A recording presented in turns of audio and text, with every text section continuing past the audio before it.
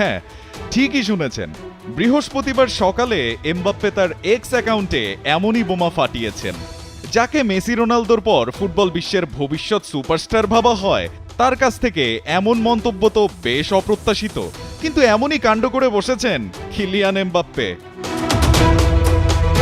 না, কোনো fake account থেকে নয়, বরং খোদ এমবাপ্পের অফিসিয়াল অ্যাকাউন্ট থেকে এই পোস্ট আসে।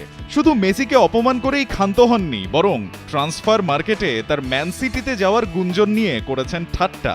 তিনি পোস্ট করেন ম্যানচেস্টার ইজ রেড, আর গেলে যাবেন ম্যানচেস্টার ইউনাইটেডে, সিটিতে নয়।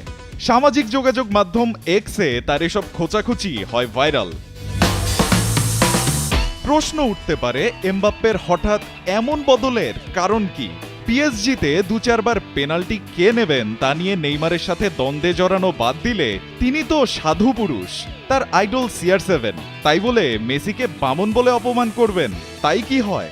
নাকি কৃষক লীগের পিএসজি ছেড়ে লা লিগার রিয়ালে এসে নিজের ছন্নছাড়া পারফরম্যান্স আড়াল করতেই কথার বাক্যবাণে মেসিকে ঘায়েল করে রিয়াল ফ্যানদের মন জিততে চাইছেন কিলিয়ান? চলুন এবার তবে আসল ব্যাপারটা জানা যাক।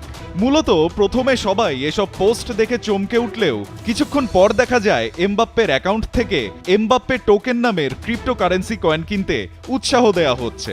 ব্যাস, দুয়ে দুয়ে চার মেলান সবাই। হ্যাক হয়েছে এমবাপ্পের এক্স অ্যাকাউন্ট। যদিও তার কিছুক্ষণের মধ্যেই নিজের অ্যাকাউন্ট উদ্ধার করে সেসব পোস্ট ডিলেট করে দেয় এমবাপ্পের টিম, কিন্তু তবুও কিলিয়ানের পিআর টিম পড়েছেন সমর্থকদের রোষানলের মুখে।